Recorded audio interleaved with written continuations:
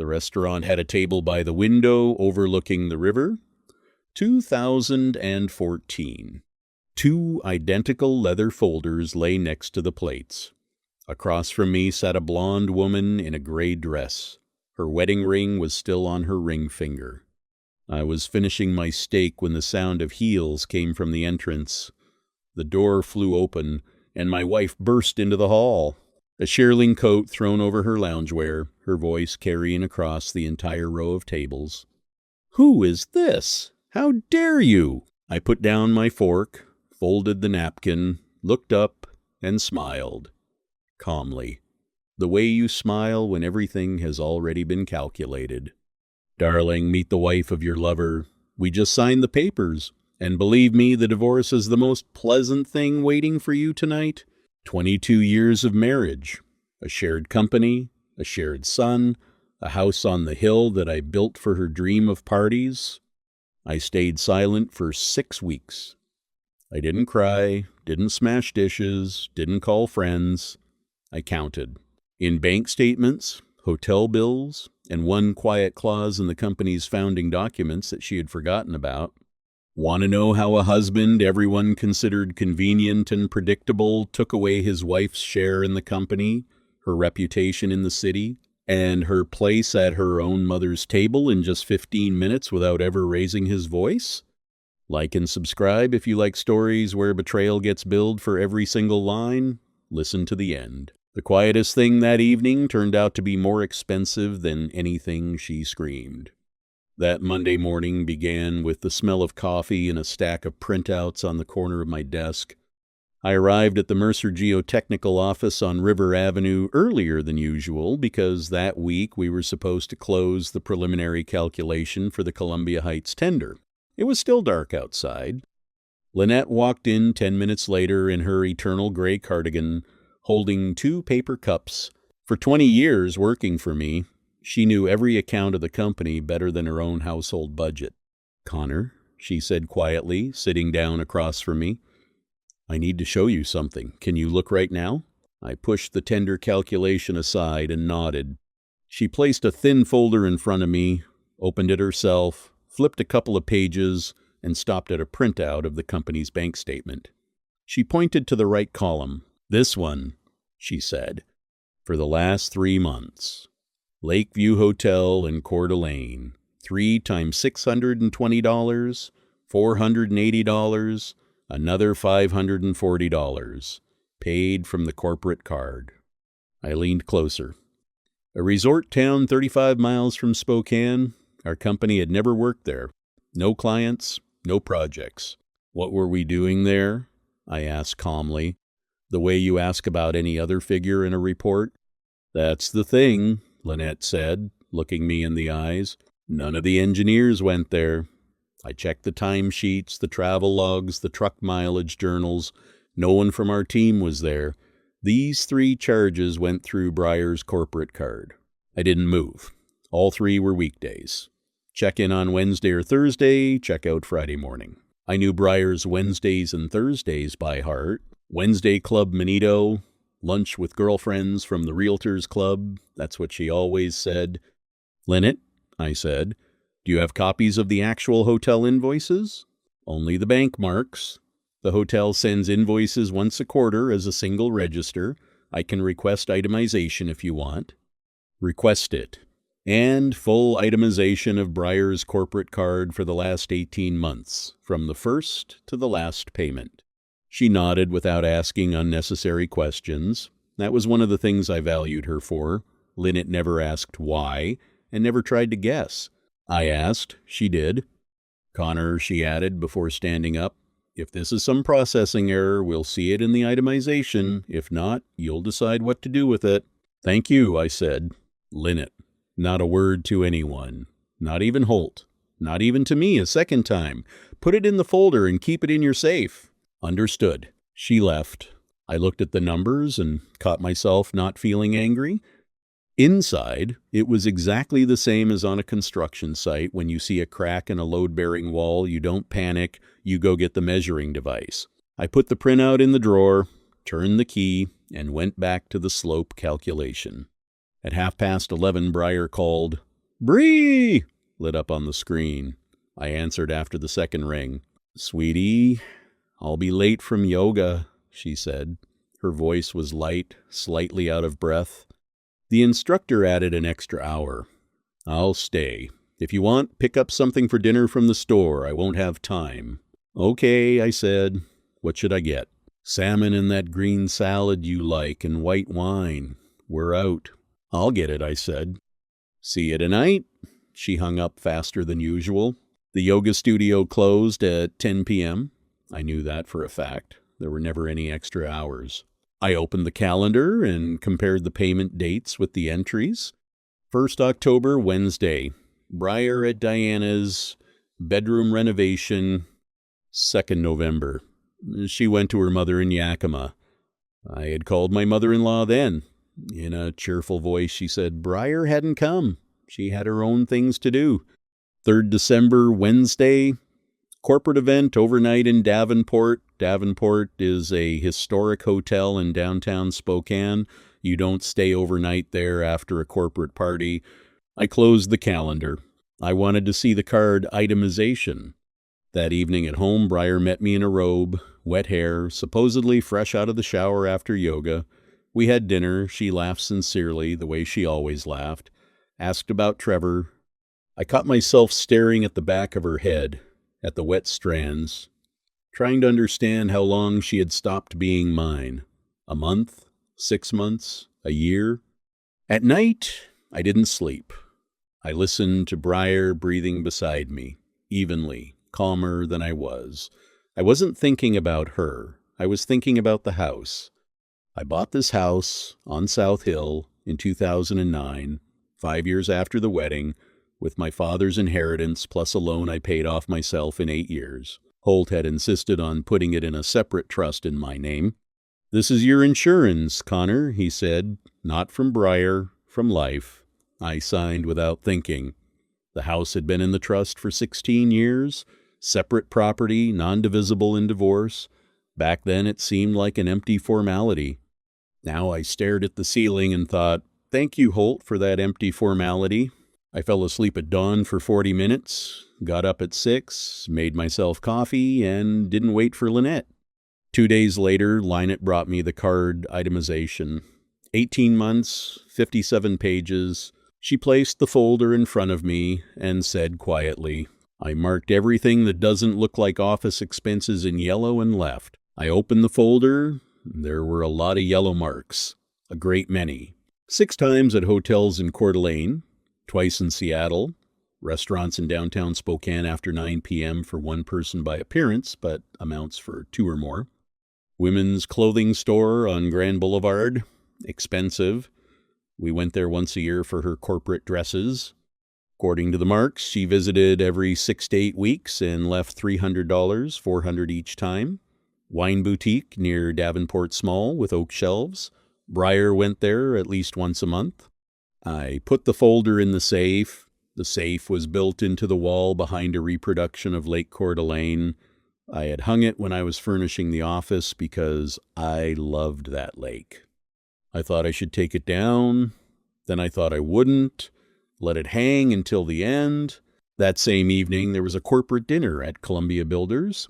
Hal Prescott, the company president, threw his traditional January reception for contractors, engineers, architects, everyone he worked with during the year. Columbia Builders was our main client. Missing such a dinner was not an option. I came with Briar. She wore a black knee-length dress, modest in cut, expensive in fabric, and earrings with small sapphires I had given her for our 20th anniversary. The dinner was in the Davenport Banquet Hall, Columbia Builders' traditional venue. As we climbed the marble staircase, I felt Briar tense slightly, not physically, but in the way she turned her head toward the concierge desk. If I hadn't been looking for it, I wouldn't have noticed. Hal Prescott approached us, shook my hand, kissed Briar on the cheek. Connor, Briar, great to see you. Briar, you get younger every year. Hal, you're such a flatterer as always, she smiled. Connor, you with me tomorrow at 10 for Columbia Heights? I'll be there, I said. Hal nodded and moved on. I led Briar to our table. And only then did I see Dex Tremaine. Dex was the director of development at Columbia Builders, 38, black hair, combed back. I had known him for 4 years and always found him a bit slippery. Now he stood at the bar next to his wife, a short blonde woman, Emery, a music teacher at a school on the north side. Dex saw us and walked over confidently, wearing that special expression of polite delight people put on at corporate events. "Connor," he shook my hand. "Great to see you, Briar. You look fantastic tonight. Is that the same dress you wore last year? I don't believe it." "New one," Briar said. Her voice was even too even. "You have impeccable taste," he said and turned to his wife. "Emery, you remember the Mercers?" "Of course." Emery smiled. She had the calm smile of someone who knows how to wait. We stood as a foursome for a minute, talking about the weather, how mild the winter was this year, how Hal had overdone it with the appetizers as usual. Dex looked at Briar half a second longer than social politeness allowed. Briar looked past him into the hall. Emery looked at her glass. I looked at all three and remembered, when we finally sat down at our table, Briar said quietly, "Dex is always so cloying." "He knows how to work with clients," I said. "It's his job." "Slippery," she grimaced. "I don't like people like that." I took bread and spread butter on it. If I hadn't seen the yellow marks that morning, I would have believed her. She was flawless. The dinner lasted until 9:30. Hal gave a short speech about new projects on the South Slope. I nodded, drank water. I don't drink when driving, and I was watching. Dex and Emery sat 2 tables away. Throughout the evening, Dex never approached us again. Briar got up once to go to the restroom and returned in 4 minutes. Clean, calm, professional.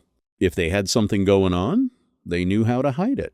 When the dinner ended, we walked out to the parking lot. Briar got behind the wheel of her SUV. After dinner, she always drove herself. She didn't drink. I walked around the car, and at that moment, the interior light came on. On the passenger seat, half covered by a bag, lay a long, narrow receipt. Nikos and Son Wine Cellar. I leaned in as if adjusting my belt and read, "The day before yesterday, Wednesday, 1946, $262, Quilceda Creek Reserve, and a gift box for 4 bottles. Briar turned the key. "Are you looking for something?" she asked, without turning around. "The seatbelt got stuck," I said. The SUV rolled out of the parking lot. That evening, she told me she would be late at the Manitou Club for a Realtors Club meeting. Quilceda Creek is not wine you put on the table for one person when you come home. It's wine you take to someone. While she was in the shower, I went down to the garage, photographed the receipt, and put it back exactly as it was. In the morning at work, I placed the photo next to the corporate card printout. It matched to the minute. I called Lynette and asked her to make a separate selection. All expenses on Wednesdays and Thursdays for the same period. Link every line to Briar's work calendar in our system. She keeps it, right? She does. I can cross-reference. By Friday, no one. Not Holt, not anyone. "I understand you, Connor," she said, and left. I sat down at the desk, opened the Columbia Heights calculation, and put my hands on the keyboard. 15 seconds later, I was already calculating loads. Numbers are always obedient if you know what to do with them. That Friday, Lynette brought a 4-page table, 26 of Briar's Wednesdays over 18 months, yoga, lunch with realtors at Diana's, at her mom's, corporate events. Next to each line, payments from the corporate card, restaurants after 8, hotels, wine boutique, clothing store. I looked at the table for a long time. At the bottom, I wrote one word, Holt. Tomorrow I would call my old school friend. I told Lynette I was leaving for a 2-day audit near Lewiston, and she marked it in the company calendar. Briar, walking through the reception area, glanced at the screen, heard the word Lewiston, and went to the coffee machine without asking anything. Before, she always asked how many nights and what shirts to pack. That morning she didn't. I left Wednesday morning, drove for an hour on the highway, refueled in Rosalia, and turned back. By 1 o'clock, I was parked in a paid lot 3 blocks from the Davenport, in an inconspicuous courtyard between an office building and an auto shop. I positioned the car so there was a clear line of sight between me and the hotel's front entrance. I opened the thermos, poured myself more coffee, put the phone on the dashboard, and waited. At 4:20 p.m., my wife walked out through the glass doors of the hotel. Behind her came Dex Tremaine. I recognized him by his shoulders before I saw his face. I raised the phone and pressed the shutter.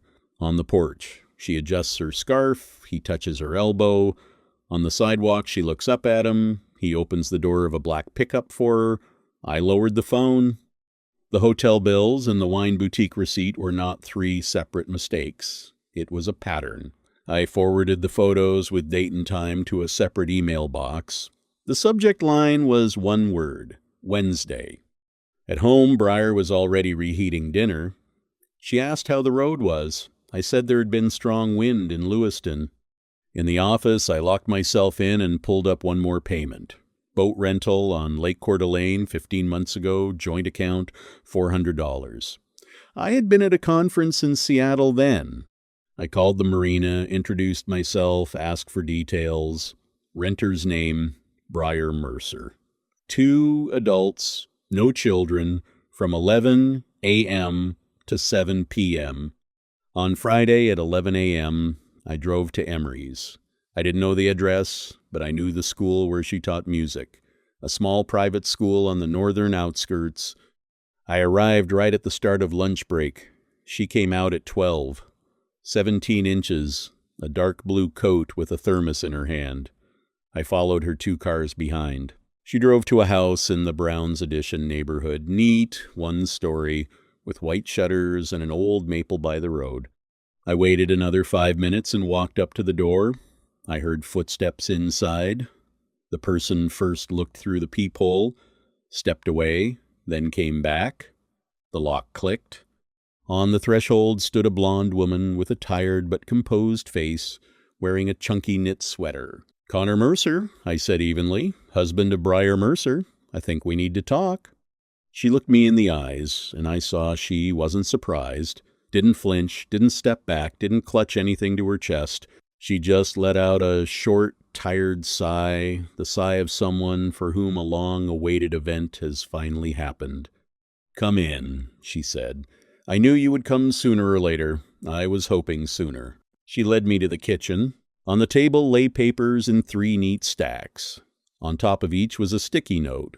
Hotels, restaurants, unclear. "I wasn't planning to come to you," she said, sitting down across from me. "I thought I still had a couple of weeks." "Until what?" I asked. "Until you saw it yourself." She placed her palm on the papers. "I've been watching your accounts for the 3rd month. I've had my folder for the 4th. I nodded. I didn't ask how she had seen it. I already understood she had seen it the same way I had line by line, column by column, by unfamiliar cities. At inconvenient hours, the wives and husbands of people leading double lives see the same things first, because they look at the same papers. "I have a folder too," I said. "I didn't come for your information. I came to negotiate the order of operations." For the first time in the conversation, she allowed herself a short, dry chuckle. "I was going to suggest the same. I don't want to be his second wife. I want to be his ex before you become yours." I looked at her carefully. She had the face of a teacher used to talking to children, so they understood the first time. No tears, no wringing of hands, no pleas. Just tired sobriety and stacks of papers on the table. "Then let's get to the point," I said. "Do you have a prenup? The house is in my name before the wedding, left by my father. The daughter is on me. He signed the agreement himself. He had other problems then." "I also have a separate structure," I said. "The house has been in a trust since 2009. The company is 90% mine, 10% hers preferred shares. The founding documents have a clause about buyback at book value in case of abuse of corporate resources. Her 10% is about $500,000 market value, book value $42,000. I will close that door." She stood up, poured boiling water for both of us, dropped in tea bags. Her hand didn't tremble. "I'm filing for divorce too," she said, returning to the table. "My lawyer is ready. I only need one thing from you, that your strike against him lands no earlier than my documents land on his desk. If he finds out earlier, he'll have time to re-register the car to his mother, move money from the joint account, and file counterclaims that I'm an alcoholic. I'm not, but he knows how to write counterclaims." "I have the same interest," I said. "If my wife finds out earlier, she'll have time to call our partner Linus and set him on me through her mother. Linus is the third voice on the board. Without him, there will be no buyback." "Then let's agree," she said. One day, one Friday, I signed the divorce at 5 p.m. By 5:40, a courier with a copy and a letter from his management will be in his office. By 6:30, your board of directors. A common point where all the I's will be dotted. "Stillhead," I said. A restaurant in the center, table by the window overlooking the river. At 8 p.m. she'll come herself because she won't be able to reach him after he's fired. "Agreed," she said. "And I also have a friend in their chat. She'll remember." "Stillhead, exactly. That's her part. Don't ask." "I won't ask," I said. "One more thing," I added. "No feelings. I won't walk you to your car. You won't take me by the elbow. We are allies. Strictly business. After that evening, we don't call or write to each other. If we ever need to testify in court, we testify according to the documents, not friendship." She nodded.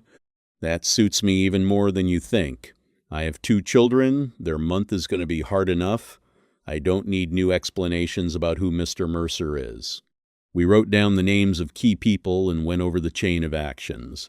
I didn't tell her anything extra, only what was needed so that her actions on Friday wouldn't stumble over mine and mine over hers. When I was leaving, she stopped me at the door. "Connor, if any link fails next week, tell me immediately. I'll postpone filing. I won't shoot into the air first. It won't fail, but if it does, I'll tell you." I got into the pickup, drove around her block, stood on an empty street for a couple of minutes, and drove to the office. On the way, I called Holt.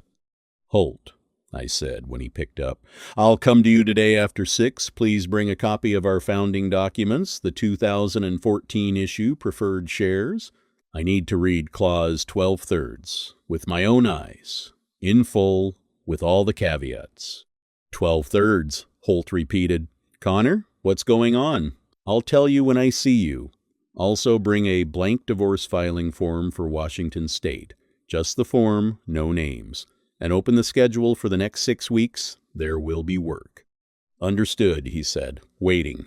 I hung up, drove onto the bridge, looked at the Spokane River gray and heavy under the low sky, and for the first time since Wednesday morning felt a steady, dry wind breathing in my chest instead of a cold draft.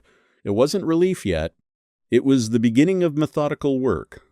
Holt met me in his office on the 8th floor in a shirt with rolled-up sleeves and 2 cardboard cups of coffee. We had known each other since school, played on the same baseball team. I was his best man. He baptized Trevor. He didn't waste time on small talk. "Clause 12/3, he said, unfolding the founding documents. Short and clear. In case of abuse of corporate resources, the board of directors by majority vote may decide on a buyback at book value, her 10% $42,000 book value. Market value, according to recent deals, is around $480,000. The difference is 8 years of her salary that she won't get. What counts as abuse? Any use of corporate property for personal purposes not related to the company's activities. There are precedents in the state. 10 to 15 transactions in 3 categories over a year and a half. That's a system. You have 18 months. Hotels, restaurants, clothing. Lynette is finishing the summary. Then here's how we do it. You go to the board with 2 documents, the accountant's summary table with breakdowns and my legal opinion. We need 2 out of 3 votes. Yours is 1. You need the third Linus. Linus. He's friends with your mother-in-law, but he's an old-school engineer. He reacts to numbers on paper, not emotions. I'll come to him with papers, I said. First with the numbers. If that's not enough, I have a second envelope, but I open the second envelope only as a last resort. Holt looked at me over his glasses. What last resort? If he starts dodging. Holt didn't ask for details. He had known me for 25 years and understood when I didn't need questions. He only said, if you need me at Linus's, I'll go with you anytime. No hours, no bill for old time's sake. Thank you, I said. Right now it's not necessary. With Linus, I want to go one-on-one. We mapped out the sequence of actions, divorce notice with the expense summary, board decision on the buyback, joint witness statement with Emery. Holt prepares everything in one envelope by Thursday. Late that evening, I called Lynette again. I need a summary of Breyer's corporate card for the same period in the same 3 categories. Date, amount, vendor, city. 2 weeks is enough. Lynette looked at me over her glasses. Her eyes were very calm. Connor, I have one question. I'll ask it only once. Is this for the divorce? Yes, I said. Then I'll do it in 2 days, she said, and I'll do it so it can be brought to court, not just to your office. She took the flash drive and left. I closed the notebook and drove home. Breyer was asleep. 3 days later, Linné brought an interim summary. Hotels, $11,000. Restaurants, $3,400. Clothing still being processed. I raised all the vendors, checked the links to cities and dates, trips to Coeur d'Alene, Seattle, Portland.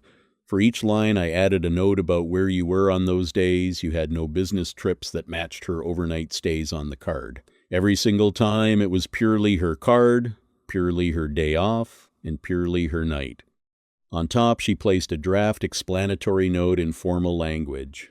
Systematic transactions not related to the company's economic activities carried out by the holder of preferred shares. No word affair, no word lover, only economic activity and corporate resources. That same day I called Hal Prescott. Hal and I had been working together for 11 years. I asked for a short, non-tender conversation tomorrow at 10 a.m. I brought a folder, a 1-page draft letter, and 3 photos from outside the Davenport. I didn't take Lynette's summary with me. Hal, my company is finishing an internal investigation. As a result, one preferred shareholder will be removed via buyback. This is an internal matter, but one part of it personally concerns you. I placed the folder in front of him. Hal slowly put on his glasses and began to read. I watched not his face, but his hands. His hands lay still. Connor, this is serious paperwork, so I'm not handing it over today. I'm showing it. The signed version will come when I close the board meeting. 2 to 3 weeks. I'll wait. I won't take any steps until you call. I took the folder back and left. Between me and my wife, there remained one risk, Linus. The phone rang at 11:17 a.m.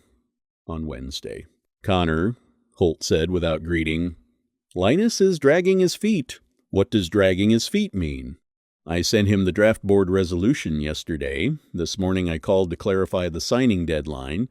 He said he wants to look at the documents more carefully and not rush.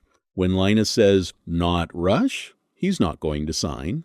How much time do we have? According to the bylaws, the board decision must be made within 60 days from the moment the abuse is identified. I fixed it on the 5th. 60 days is the first week of July. Otherwise, Breyer takes her 10% at market value. I don't know why he's stalling, but I would ask your mother-in-law. Mother-in-law? Margaret, Breyer's mother, former school principal in Yakima, an old friend of Linus from the time he worked in Seattle and came to Yakima for hunting season. I knew about this friendship, but had never considered it dangerous. I hung up and called Lynette. Payments to subcontractor Cloverleaf for the last 2 years. Who signed them? Mostly Linus, that's his line. Groundworks under Columbia Heights near the Monroe Bridge. How many payments where the amount deviates from the contract by more than 7%? Bring it by evening. By 5 p.m., Lynette returned with an 1/8-page printout. In every episode, one thing matched. Linus's signatures, expenses above contract, vague justifications. Cloverleaf was a company owned by Linus's wife's relative. Over 2 years, about $200,000 in excess contractual amounts, of which the related party channel was around $130,000. Linus wasn't stealing openly. He was channeling extra pieces to his relative's company, and that company had been fitting into our calculations for years as if it were alive.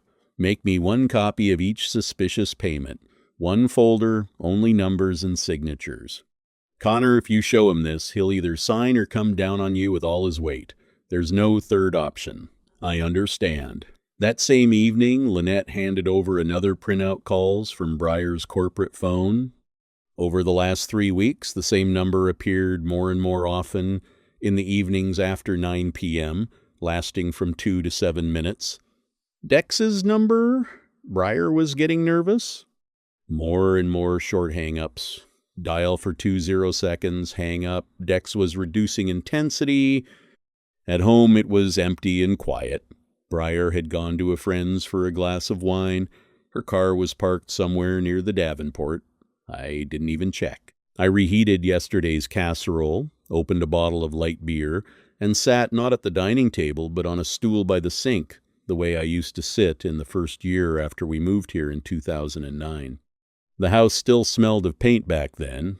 Trevor had a toy hammer, and on weekends we hammered nails in the same spot on the porch so he would feel like he was building the house with me. Only a small light above the stove was on in the kitchen. Everything else was in darkness. And in that darkness, for 1 minute, emptiness covered me. Not with tears, I had no tears. Emptiness. I thought that for 22 years I had come home to this house and greeted a woman who, it turned out, had considered me convenient and unloved for those same 22 years. And the most offensive thing wasn't even that she slept with Dex.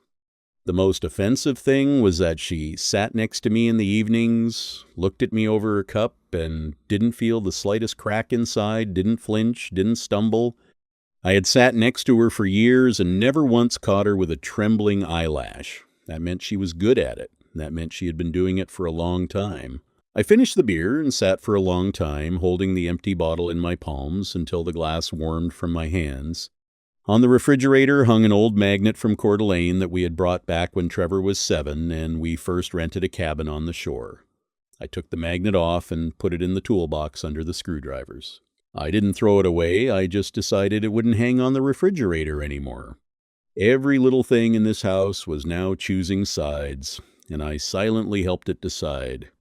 Before going upstairs, I called Trevor. He lived in a dorm at the University of Oregon in Eugene, 19 years old, second year. He picked up on the 7th ring. "Dad," Trevor said, "it's late. Is everything okay?" "Things with Mom didn't work out," I said evenly. "I'll file the papers in a week. I wanted you to hear it from me, not from Aunt Anna." Trevor was silent for 5 seconds. I could hear someone else's laptop in the background. "Dad," he said, "I'm not surprised. I've seen it for a long time. How are you?" "I have everything under control," I said. "Don't come this weekend. I'll have several meetings. Come in 2 weeks. I'll tell you everything in one sentence, and we won't talk about it anymore." "Okay, Dad, take care of yourself." I hung up, and it became easier than it had been the entire month.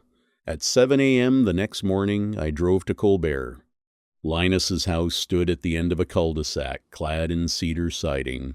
Linus himself opened the door in a bathrobe with a cup of coffee. His wife had gone to her sister in Seattle.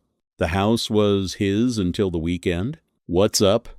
I placed the folder exactly in the center of the table next to his cup. "Linus, I have a question about Cloverleaf." For a second, he didn't move, only his eyes became a little slower. "What about it? Over 2 years, you signed these payments, about $130,000 of which went to a company owned by your wife's relative?" He took a sip of coffee and set the cup down. For the first time in 16 years of our partnership, I saw Linus not knowing what to say. He had always been quick with words. Now he was silent, and in that silence I could hear him weighing his options. "Connor, those are complicated payments. There were field increases in volume. I personally approved every change order. The volumes did not increase. We stopped pretending we didn't both understand. He was silent. What do you want? Your vote on the board. Next Thursday on the buyback of Breyer's shares at book value. The same clause 12/3 of the bylaws. He looked away, out the window at the maple tree whose buds still hadn't opened. Connor, you're putting me between... Linus, I'm not putting you between anything. I'm bringing documents and asking you to vote according to the bylaws. Breyer spent corporate card money on hotels with her lover. 18 months, $21,500. That's abuse under clause 12/3. This isn't my intrigue, it's a fact. And Cloverleaf? Cloverleaf is a separate story. I already have a letter ready for the State Contractors Ethics Board about Cloverleaf. I'll send it anyway on Monday. Right now, I'm not interested in that. I'm interested in how you will vote on Thursday, according to the bylaws under clause 12/3 at book value. This is your decision, and it has nothing to do with that letter, or with your friendship with my mother-in-law. Linus stared at his cup for a long time. If that folder reached the State Association, he would lose his engineer's license and his pension. Connor, we both know whose signatures these are, he said very quietly, almost a sigh. And I realized he had been holding that sentence in his head the entire time. Vote so that I never have to remember this in court. I repeated his own phrase calmly, as if I had moved it to my side of the table. Linus, I'm simply asking you to vote according to the bylaws. Then the signatures stay between us. For the first time in the conversation, he looked me in the eyes. Not angry, more tired. On Thursday, I'll vote. Connor, Thursday at 6:30. Holt will send the agenda by lunchtime. Your signature on 3 documents, resolution on identifying abuse, resolution on buyback, active book value assessment. Understood. And Linus, don't call Margaret today, tomorrow, or until Thursday. Connor, you're talking to me like a blackmailer. I turned from the sink and said quietly, without challenge, Linus, I'm talking to you like a partner who made one mistake and shouldn't make a second. Don't call Margaret. He didn't answer. I took the folder from the table. I wasn't going to leave it with him. It was the only copy that existed outside the company safe and Holt safe. I tucked it under my arm, nodded, and left. I drove into the city. By noon, I was at Hal Prescott's. At the first meeting, I had brought only an outline, no names, no amounts. Hal had then said, Connor, if you have the full package, I'll read it. Now I had the full package in my hand. I placed in front of him Breyer's statements, Linnett's report, Holt's expert opinion. He didn't start reading right away. He looked at me. Connor, before you begin, is this about decks? Yes, I thought so. He silently leafed through. Hal read the way engineers read reports page by page. Slow nod, turn. Where did you get their internal schedules, Connor? From my wife. From her own phone that she left on the nightstand, and from the open Columbia Heights tender calendar that you yourself sent me. Hal nodded, closed the folder. And the second envelope? The second is about my side, so you understand I'm not asking you to do anything with my own hands. I'm closing my side myself at the corporate board meeting on Thursday. These are the documents for buying out my wife's share according to the bylaws. So you're getting divorced, and by Friday evening I'll have full execution? I'm telling you this, Hal, because on Friday evening I need to be in one place, and I want Dex to receive what he deserves at exactly the same time. Hal put his hand on the folder. Dex is not family to me. I hired him 5 years ago because he could win tenders. A year ago, I started noticing he was winning them too easily. I didn't interfere. The numbers added up. Now I understand they added up because he was sitting on 2 chairs. I'll deal with this on Friday. By the end of that same work week, a company envelope from his own management will land on his desk, termination for ethics violation, and a simultaneous complaint about professional ethics to the Washington State Board of Engineers. The investigation will take 12 to 18 months. During the investigation, Dex will not be able to sign as an engineer on new projects in the state. I nodded. I didn't thank him. Hal didn't like that. Hal the courier is mine, with a full envelope at 5:40 p.m. on his desk in front of colleagues. I want him to understand what it feels like when you overestimate your chair. I stood up and extended my hand. You don't look like a man whose wife left him for someone else, Hal said. You look like a man finishing a project. Hal, this is a project. It just took 22 years. Keep your head, Connor. I've kept it on construction sites. I'm used to it. On Thursday at 7:40 a.m., Holt called. His voice was even, but I knew that even tone he used it only when something wasn't going according to plan. Connor, Linus is not confirming attendance at 2 p.m. I've called him 6 times. He's not picking up. I called his wife. Didn't want to bother you earlier. I put on my jacket, took the pickup keys, and said into the phone, I'm driving to Colbert myself. Reach Linus's wife through her sister in Seattle. Send me the number. Don't call him anymore. It was a 40-minute drive to Colbert. I drove along Division, and for the first time all week caught myself gripping the steering wheel tightly. I relaxed my fingers and drove calmer. I didn't approach Linus's house. Holt had already sent the wife's number. I dialed. Cheryl picked up after the second ring. Cheryl, this is Connor. I need to see Linus today at 1 o'clock. It's important for his good name. Cheryl was silent for 4 seconds and said, He'll be there at 1. I'll remind him. I turned the pickup around. At 1 o'clock, Linus came to my office.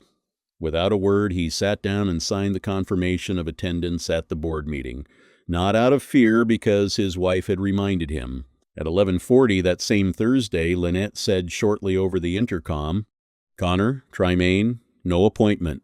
I pushed the calculation aside and 2 minutes later opened the door myself. Dex stood by the window in a jacket with the zipper undone, no tie. He stepped toward me, tried to put his hand on the door frame. I didn't let him. Connor, let's talk like men, 5 minutes. Speak from there. I don't have 5 minutes for unannounced conversations. I'm ready to reduce the whole story to 0. I'll leave Columbia Builders myself. Breyer will come back to you. The folder you have won't be needed. Just don't press the button you're about to press. I listened in silence. When he finished, I waited another 2 seconds for myself, not for him. Dex, I don't open the door for unannounced visitors, I said evenly and pressed the security button. Dex tried to start another sentence, turned around, walked past Lynette's desk, and left. That same Thursday, Emery sent a message, Papers are ready at the lawyer's, waiting for Friday. I replied, Thank you, I'm ready. By lunchtime on Thursday, Holt sent the board agenda. By 6 p.m., in the office stood a long conference table with 3 folders, mine, Linus's secretary, and Linus's. Linus arrived exactly at 6:30. Not late. Sat down silently. Ready? I asked. Ready, said Linus. Connor, I want you to hear this. I'm not voting for you. I'm voting for the bylaws. Good, I said. That's how we'll record it. Lynette entered with the protocol, took the secretary's seat, turned on the small recorder. I read the agenda. 1 item, application of Clause 12/3 of the founding documents to the preferred share of Breyer Mercer in connection with documented operations on the corporate card totaling $21,500 not related to the company's interests. I read the amounts, the dates, the resolution. Buyback of 10% preferred shares at book value of $42,000 to be transferred to the owner's personal account within 10 business days. We vote, I said. Yes, I said. Yes, said Linus. Lynette recorded it, stamped it, took out the prepared documents from the envelope. I signed first, Linus second. On the table remained a stack of 6 sheets and an archive copy. It took 8 minutes. When Lynette turned off the recorder, the only sound in the room was the hum of the refrigerator in the corner. Linus sat for another second, then stood up and buttoned the top button of his coat. I'm going home, Connor, he said. My wife is baking a pie today. It's the anniversary of her father's death. Thank you for coming, I said. "Don't thank me," he replied. And for the first time that month, there was no irritated old man whistle in his voice. "Just don't do this again. I mean, don't put on my table what I once failed to notice myself." "I won't?" He left. I stood by the window and watched his old sedan pull out of the parking lot. Then I put on the gray suit jacket, checked the envelope in the inside pocket, and looked at my watch. 7:04 p.m., 10 minutes drive to Stillhead. The Stillhead restaurant stood on the riverbank in the lower terrace of an old mill warehouse. I went there once every 6 months, business dinners with contractors, occasionally Lynette's birthday. I arrived at 7:15 p.m., left the pickup in the upper parking lot, and walked down the stone stairs.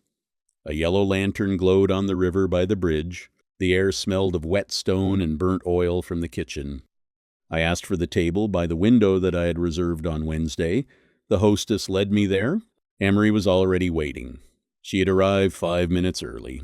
She wore a gray, long-sleeved dress, her wedding ring still on her finger, blonde hair down. In front of her lay the leather folder, the same one we had bought together at the store near City Hall 6 weeks earlier.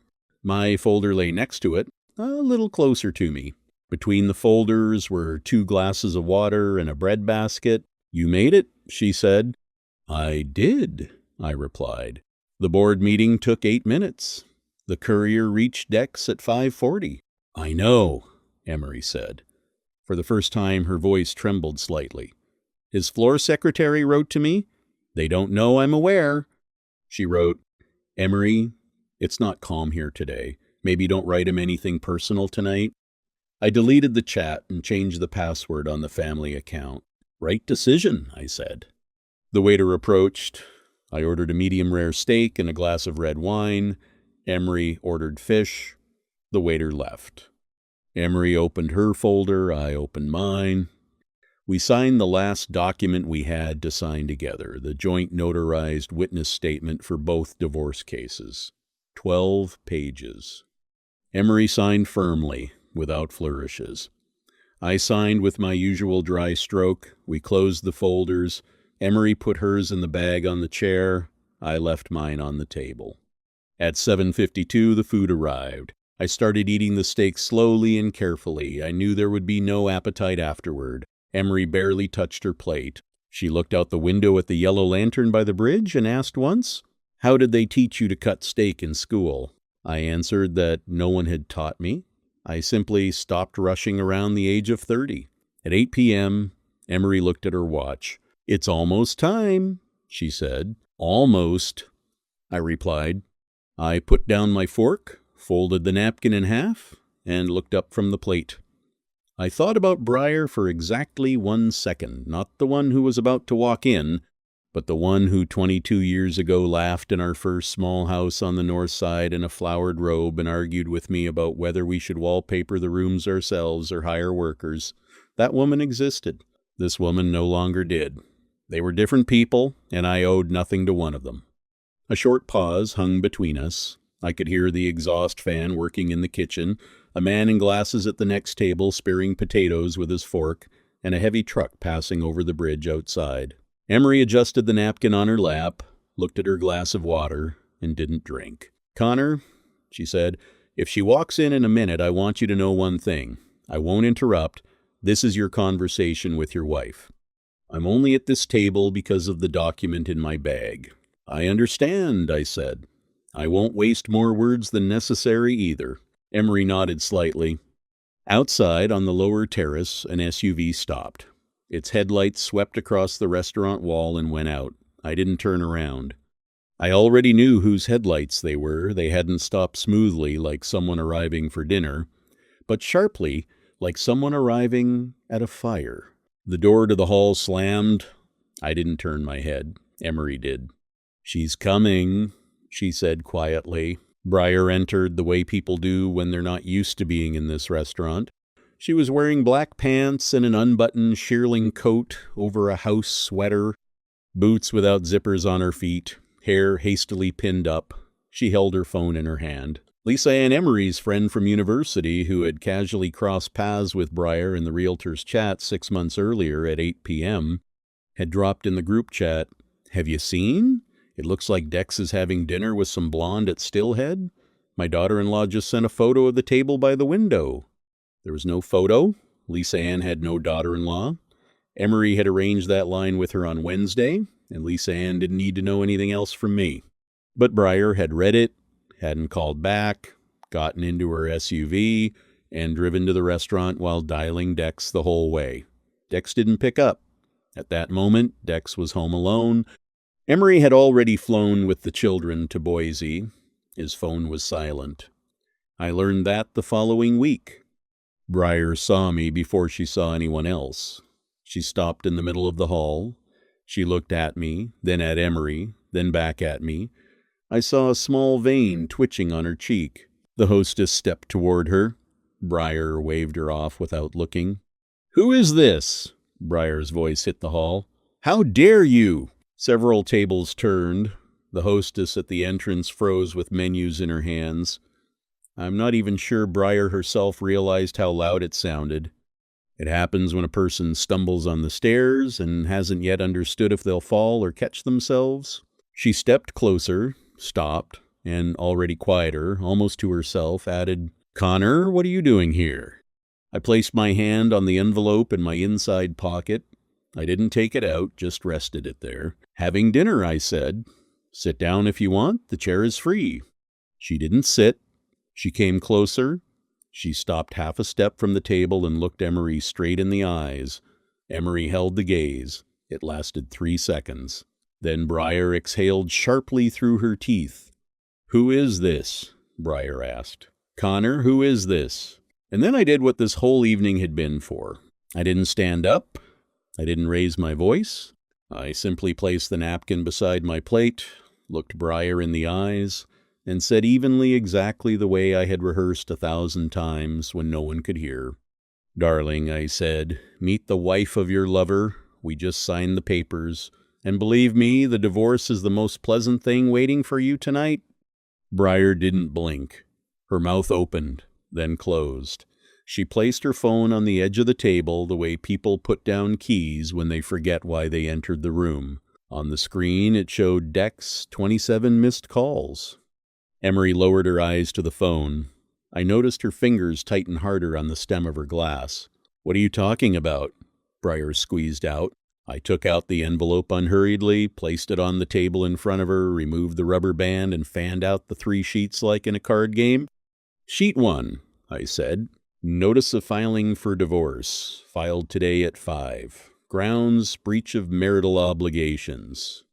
Supporting evidence attached 18 months of corporate card transactions totaling $21,500, hotels in Coeur d'Alene, wine boutique near Davenport, clothing boutique on Grand Boulevard." "Connor, sheet 2, I said, and slid the next one forward. "Board resolution of Mercer Geotechnical dated 6:30 this evening.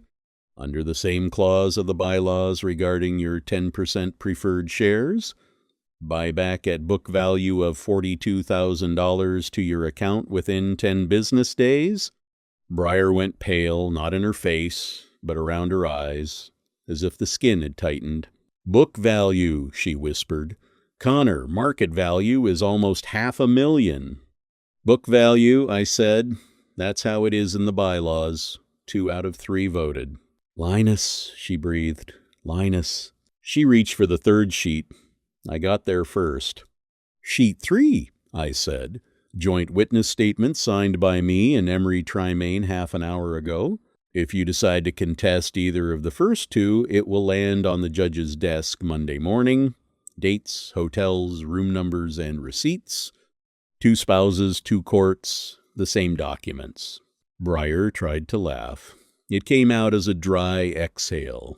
"This is ridiculous," she said. "This is ridiculous, Connor. This is some kind of setup." "This is a document," I said. "The setup was you writing yoga in your calendar for 18 months. Breyer looked at me, and for the first time that evening there was no fear or rage in her eyes, only one dry, long-rehearsed phrase she had kept in reserve for a day she thought would never come. "You were convenient for 22 years, Connor," she said quietly. "You came home from work an engineer, Sat like an engineer, went to bed like an engineer. I wanted to see a man at least once, not concrete in his eyes. I listened without interrupting. I waited 2 seconds so she could hear her own words in the silence of the table. But I paid for all those 22 years with real money, I said. Our account is settled. We'll see the rest in court. Emery spoke for the first time.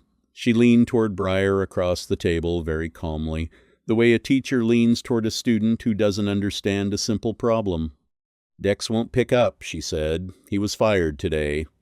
On Monday, the State Board of Engineers will begin an ethics investigation. For a year and a half, he won't be able to sign as an engineer on new projects in the state. I took the house under the prenup. The children are with my sister in Boise. I didn't come here for revenge, Briar. I came so you both would see me once and never again mistake me for an empty space. Briar didn't hear half of it. She kept silently repeating with her lips, Linus, Linus, Linus. The hall, of course, heard everything. The man in glasses at the next table stopped eating. The hostess stepped back and stood by the column. Somewhere in the kitchen, a dish clinked, and that small sound now seemed deafening. Connor, Briar said, and for the first time in 22 years I heard her voice coming not from her throat but from somewhere deeper, from her chest. Connor, you have no right. The house is mine, I said evenly. Trust from 2009 separate property. You were never on it, not even as a co-borrower. The car is yours, lease in your name. The joint checking account will be divided in half on Monday. Today you should drive to Yakima to your mother. You can pack a suitcase tomorrow morning. I'll change the locks myself on Monday afternoon. Until tomorrow evening, you're alone in the house. I'm sleeping at the office. Connor, I promised, I said, and for the first time that evening looked not through her but into her. I promised the divorce would be the most pleasant thing waiting for you tonight. I keep my word. Briar stood there. She said nothing. She simply stood like a person who came to the bakery on Sunday and found it had been closed for 30 years. Then she bent down, slowly picked up the phone from the table. The phone gave a short beep in her hand. A message arrived. On the screen appeared the name Lisa Ann Manitou Club, and the first line, Briar, honey, they're saying strange things about your house on South Hill. Call when you can. Briar looked at the screen, then at me, then at Emery.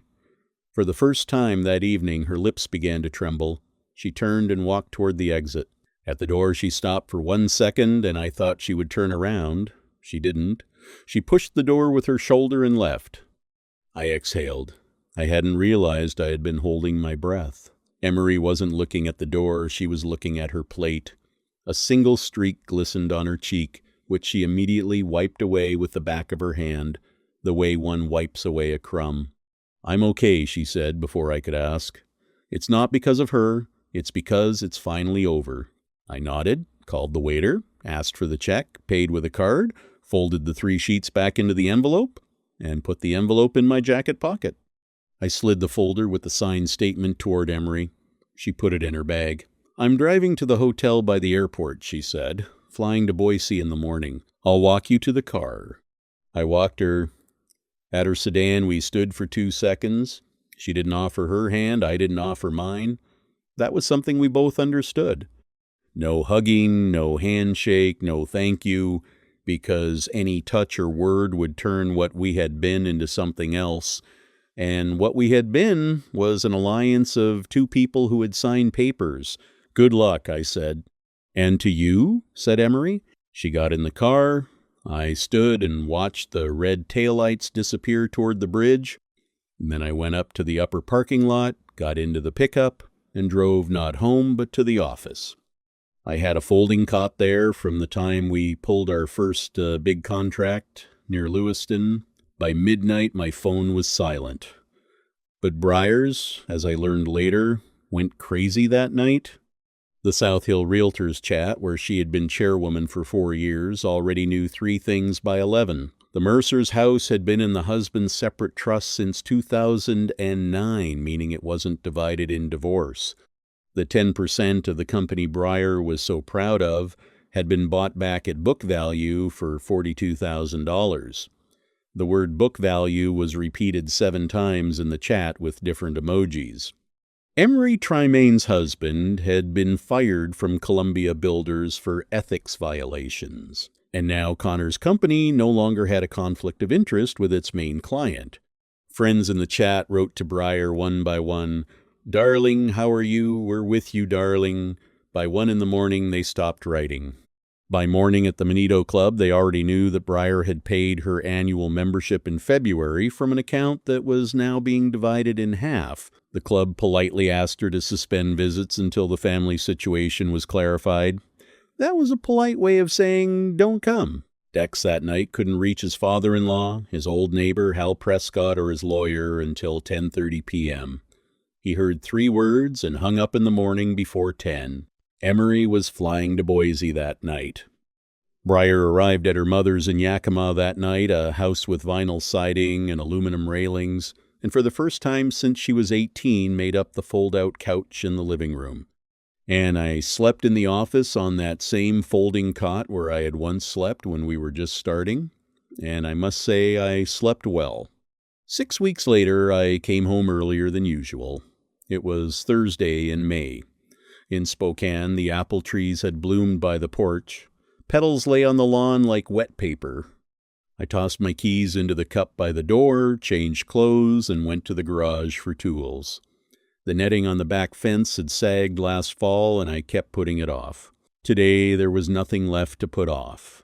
Trevor arrived at 6 p.m., as promised. He parked his old Corolla next to my pickup. He came out in sweatpants and a university hoodie. We hadn't seen each other for a month. He had been finishing his semester papers.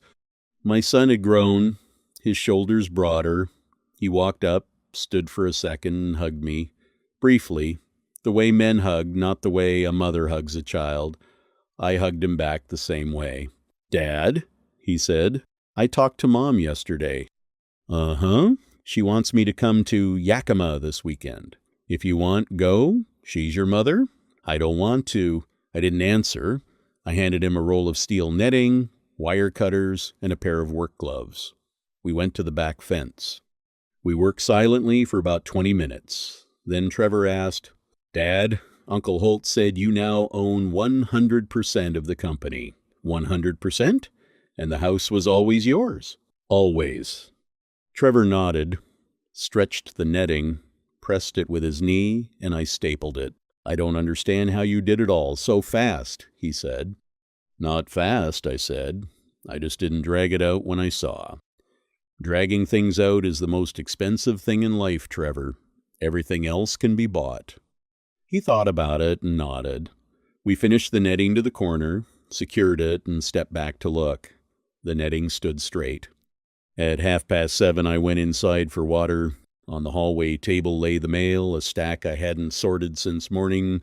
On top was an envelope with an Idaho stamp. No return address, only a Boise postmark.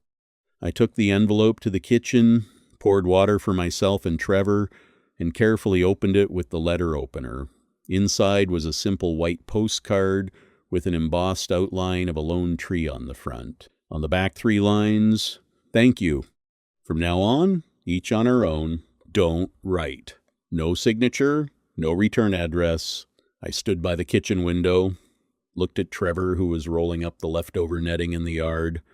Then I took the second leather folder, the empty one from the desk drawer, opened it, placed the postcard inside, and closed it. The folder went into the bottom drawer under old receipts. I pushed the drawer shut all the way. We won the new contract for the Monroe Bridge the Monday after the restaurant, not from Columbia Builders, a smaller but more honest company. Hal Prescott called me 2 weeks later and thanked me for not dragging his company through the mud. I said I hadn't, and he understood. I sent the cloverleaf letter on Monday as promised. The board reviewed it in April. Linus received a warning and signed internal subcontracting control rules, no fine, but a note in his file. We barely speak now, but he still comes to the office twice a week. Lynette went on vacation. First time in 8 years to her sister in Oregon. Holt moved to a new office 3 blocks away. Drops by on Wednesdays. Trevor stayed the night. In the morning, we finished the fence, drank coffee on the porch, and he drove back to his dorm without calling his mother once. And I stood on the porch, looked at my lawn, my mailbox by the road, my house that had been mine since 2009 and would remain mine, and thought the phrase that had been spinning in my head for the past week. The divorce turned out to be the most pleasant thing waiting for her that evening. Everything else came later, and it was worse. Thank you for listening to this story to the end. I thought for a long time whether to tell it, because there won't be any more Fridays like that for me, and thank God. If it touched something in your life too, write in the comments. Would you have done it the same way, coldly, by the documents, without shouting, or would you have had your own way? I'm genuinely interested in your stories. And if this story resonated, support the channel, however, is convenient for you. The bell will tell you when the next one comes out. A subscription will show that you're not here by chance, and a like helps us reach those who also need to hear this in time. I run this channel for adults who already have their own life behind them with their own quiet Fridays and their own papers in the inside pocket. There will be no shouting here and no pink snot. Only the real thing by the documents and by conscience. See you in the next story.